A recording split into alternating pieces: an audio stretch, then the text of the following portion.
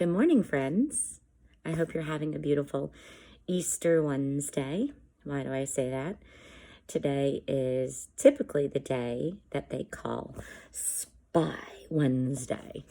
And it's because of the story in the gospel, which you'll probably think is kind of similar to yesterday's story, because it has to do with Judas. But even though the story seems similar, we always need to remember that these were inspired by God. And so these small differences give us great insight into the fullness of what was happening. So let me tell you a little story. First of all, later on, I'm going to show you that picture of Leonardo da Vinci's The Last Supper. And it's really all about today's gospel. So everyone's sitting around at the table, and Jesus makes this big statement that says, somebody at this table is going to betray me. So Leonardo da Vinci's picture is the chaos of that statement. So there is one particular person, Judas, who sort of stands out because Judas has his right arm on the table and he knocks over salt. I just found this out today. Really fascinating. Why is that important? Well, the word salary in ancient Roman times was actually salt because people got paid in salt, believe it or not. So with Judas coming up to the table and very casually knocking down the salt, which was literally a person's salary, he was sitting there kind of just boldly stating that, I'm throwing away money. I got so much money, I'm throwing away money. So it was kind of like obvious who the person was who would betray the Lord. So it's really beautiful that Da Vinci captured that small piece of history, And Jesus goes on to say, one of you here will betray me. And everyone around the table, surely it is not I, Lord. Surely it is not I, Lord. Surely it is not I, Lord. Except for Judas. Judas says, surely it is not I, Rabbi. And if you weren't reading the gospel very carefully, you may think nothing of that. But the reality is that also is a very telling statement. Kind of like Da Vinci showing Judas knocking the salt down, which is to sit there and say that he's throwing money away, wasting money, which means he's already been paid for turning Jesus in, and now he's just looking for that perfect opportunity. Hence, it's called Spy Wednesday, because he's spying for the perfect time it is to call the authorities to come and collect Jesus. Well, his reply, surely it is not I, Rabbi, is a huge indicator of what Judas is thinking. See, everyone else said, surely it is not I, Lord. They knew he was the Messiah. They trusted his miracles. They trusted his wisdom and the prophetic way that he talked. And so he was, surely it is not I, Lord. Judas said, surely it is not I, teacher, indicating that he didn't believe he was Lord. Now, you've all heard me say time and time again, when it comes to the person of Christ, you have three choices. And these are the only three choices, because this is what the man himself said. Okay? Jesus said, I am God. So you can believe that he's crazy, a lunatic, or you can believe he's a liar, or you can believe he's God.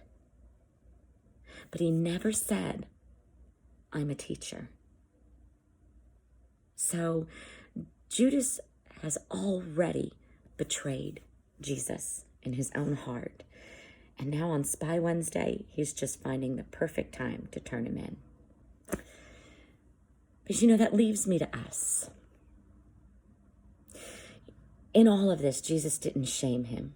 He didn't call him out at the end of the table and go, Judas, I know you're going to betray me. He didn't call attention to him.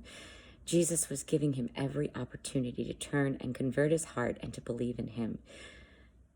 Jesus very boldly stated, I know one of you will betray me. And still Judas in his mind could not catch on that this was God. He sees all. You know, things like the pandemic really kind of show what you believe.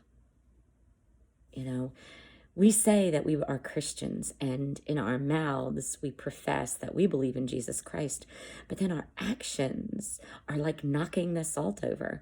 We betray Jesus all the time. We make up so many excuses of why we can't pray or spend time with him, why we can't go to Mass, or now watch Mass on TV and offer a spiritual communion. We make so many excuses to skip out on things like formation and education of Jesus and spending time with family. We cause division in our families instead of unity. We make all these excuses. You know, like youth group is boring and I'd rather be doing this or that. That we're literally knocking the salt over. And I say this to me too, because there are days I'll be like, I don't feel like praying. And I do it anyway. Because I know in my heart that Jesus is not a lunatic. And Jesus isn't a liar. He's God. And if he's God, he deserves my loyalty. So another interesting fact about Da Vinci's picture, which we're going to meditate on in a minute. It took him 11 years to paint this picture. He would go out into the streets and look for the perfect people. He would have an image of each of the disciples or the apostles who would sit at this table. The first one he found very easy. It was the person of Jesus Christ. And he looked around, he saw this young man. He pulled this young man in and he said, this is Jesus. And then one after another, every month, he found a new person to use as one of the apostles. But it finally came time to paint Judas in. And he looked and looked and looked, and he couldn't find the face of Judas anywhere. As a matter of fact, he finished almost the entire painting in 11 months, but then it took him the next 11 years to find Judas. And one day he saw him, a man in the roads, just sitting there, bitter, discouraged, fed up face. And he grabbed this man and he said, may I please use you as my portrait, my picture? And the man said yes. And as he's sitting there painting this picture of the Last Supper, ecstatic because he finally found the missing piece, this man who would be Judas began to weep. And Da Vinci's like, am I doing something wrong? Am I hurting you? And the man says, don't you remember me, sir? And Da Vinci is like, no, I don't remember you. And he goes, 11 years ago, you painted me before, but I was the picture of Jesus. There is a Judas and a Jesus in each of our hearts. We have to fight to be Jesus, just like Jesus had to, deal with all the persecution from the people around him because he couldn't be anything less than who he is, which was God. We have to fight to maintain our faith because let's face it, if this literally was the end of the world, we would want to make sure we knew we were going home. The only way to do that is to steer ourselves correctly towards it. This man had 11 years pass, and he went from being the Jesus image to the Judas. When was the last time you went to confession? Our confessions are still open. Maybe before Easter Sunday, as this is the tail end of Lent, we should make sure that we get to confession. One more time, to clean our hearts and to sit there and say, yes, Jesus, I believe you're Lord. I'm sorry I'm not attentive to your needs. Use me, Jesus. Let me do one act of goodness for someone today. So pay attention to this picture for the next few minutes. Look at the characters and remember What are you saying to God? Surely it is not I, Lord, or surely it is not I, teacher.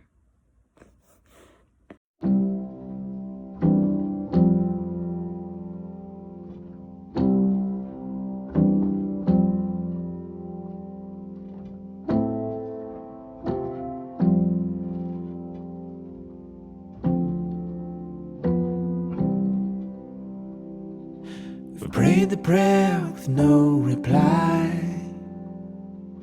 Words flowed off into the night. Couldn't cut our doubt with the sharpest knife.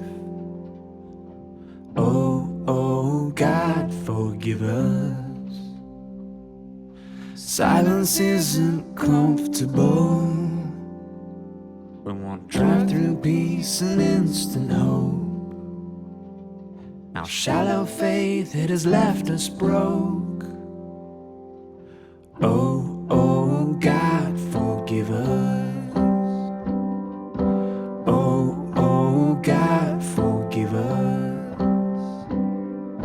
A slave to our uncertainty, help us with our unbelief. Oh, oh, God, forgive us. Young and old, black and white, rich and poor, there's no divide. Hear the mighty, hear the powerless, singing, oh, oh, God, forgive us. Oh, oh, God, forgive us. A slave to our uncertainty, help us with our unbelief. Oh, oh, God, forgive us.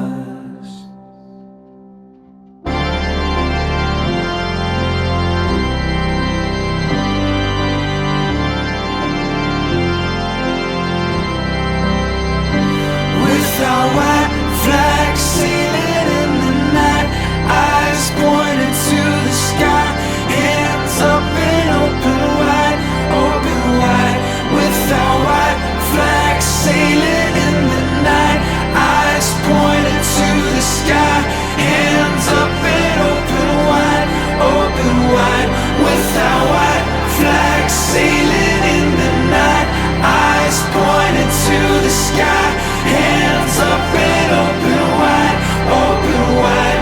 With our white flag sailing in the night, eyes pointed to the sky, hands up and open wide, open wide.